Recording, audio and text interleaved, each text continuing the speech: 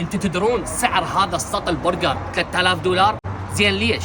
هاي المرة حيدر جايب لنا فكرة أغرب من اللي قبله. الحمد لله بعد ما صارت الفكره مالتنا ترند عربيا طبعا وقاموا يراسلونا ناس من الدول العربيه همين على مودها، طورنا بالفكره وسوينا في شيء تقريبا ما صاير بكل العالم. من تقول لي شيء ما صاير بالعالم لازم تبهرني اليوم. حنجرب تجربه جديده وحلوه. أول شيء تشترون سطل برجر ب9.5. من بعدها راح نكتب اسمك على الاوردر مالتك. اول شيء راح تاكل اطيب بوتيتا بالعراق، عراقيه ومقرمشه. اخذوا لي سكرين لهاي الكمية، إذا وصلت لكم أقل لا تستلموها. وبأمان البرجر اللي عندهم عراقي وأكثر من آيتم موجود. الصوصات اللي تحبوها وبيدكم تخلوها. 70 سنتيم خبز موزاريلا بالثوم. واثناء ما تكمل الوجبه مالتك راح نكتب اسمكم على هاي القطعتين الخشبيه.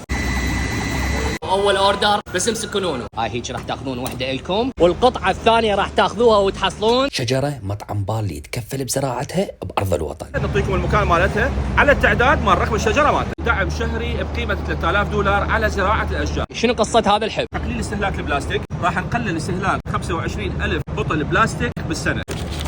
بالنسبه لي اطيب فنجر اجربه هو اللي يسويه بالي.